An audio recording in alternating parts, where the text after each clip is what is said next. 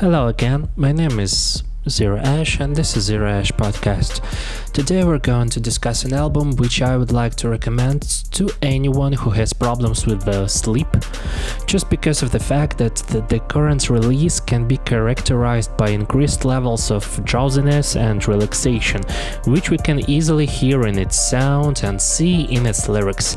Plus, if somebody was hoping to hear something new from this artist and his new album, including a completely new approach towards composing and performing his tracks, he or she will be completely disappointed. Personally, I was quite disappointed by this, and I'll be even more sad about this artist's music if in future he continues releasing similar albums over and over again. That's because they become less and less original and memorable in due time. So, as usual, it's more than funny for me to hear about some artist's debut album, despite the fact that it's not really his first release ever. This time it's Joji, whose previous release was reviewed by me on my Russian-speaking channel. It was quite a short review because I couldn't get many details and peculiarities to analyze in this album. Moreover, I did not even want to make a review of this one, just because of the fact that I couldn't say anything new about this album and its content. In fact, previous release of this guy titled In Tons, I personally liked a lot because of its lo-fi melodic style, its melancholic lyrical meaning and decent artistic lyrical composition, for all of which I was really grateful back then. Instead, this time we can hear almost the same components of Joji's music, but much weaker in terms of quality, at least for my taste, of course.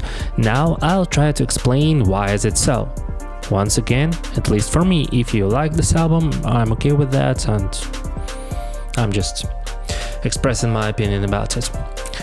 So, the album is called BALLADS1, and it tells us the same stories and depicts the same objects over and over. It tells about relationships, both healthy and toxic. It tells about romance, good and bad romance. It tells about good and bad friends, etc. I cannot really say that all this conceptual stuff is represented in great manner and somewhat better than it was in the previous release. Personally, I find In Tons more artistic and more creative from strictly conceptual perspective and in terms of delivering the overall atmosphere and conceptual meaning of the album. Here, the overall concept of the album can be defined as the following statement: I'm emotionally suffering, it's hard to find a decent friend or girlfriend, but it's easy to lose everyone, blah blah blah. This is also combined with the rather cliche statements like girls only need money and all my friends are fake and blah blah blah, etc etc. I admit that in total, this album sounds more than emotional and sometimes even tear-jerking. I admit that, it's true. However, I also feel like this all melodramatic vibe of the album is rather fake, and it doesn't make me feel compassionate about the stories depicted in corresponding tracks. Instead, it makes me bored. In fact, the only thing that has been done quite well in terms of lyrical production is its structural composition. In other words, it's composed well and fits more than great in respective segments of the tracks. In general, if you won't try to think too much about the lyrics just like me and their meaning, you will probably like this album more and much more than I did. From musical perspective, the album is much stronger. Especially I like the vocal lines, their composition and performances. That's true even despite the fact that I don't really dig the timbre of Joji's vocals, the timbre, like, I hope you understand. and his vocals that feels too mumblish for me, and it sounds more like a falsetto cheeping rather than singing. I really appreciate the choruses of almost all the tracks, especially in the first third of the album. On the other hand, closer to the second half of the album, the vocals start sounding closer to mediocrity and making me wanna sleep more and more.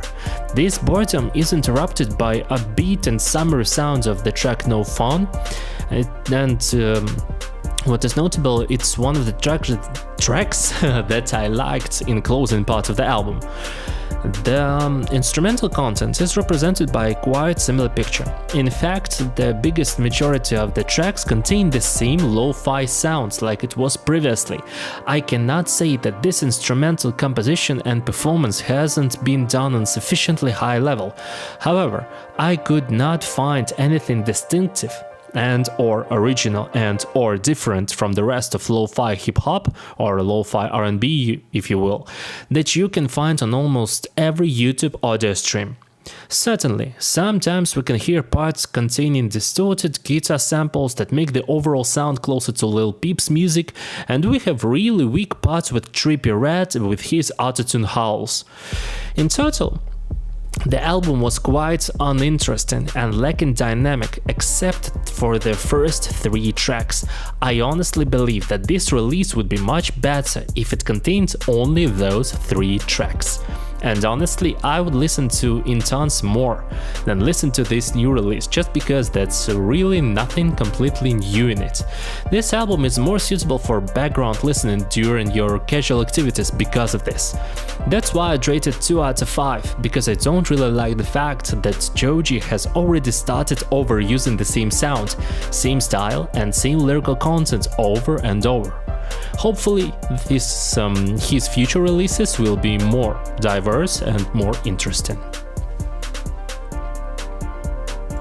So, that's it for now. Thanks for listening. If you like this podcast, please give it a like, and if you're here for the first time, please consider subscribing. Leave a comment about whether you have listened to this album or not, whether you liked it or not, and about what should I review next in my future podcast and or in my future video if you're watching this on YouTube. So, that's it for now. Once again, this was Zero Ash Podcast, and you'll hear me next time. Goodbye.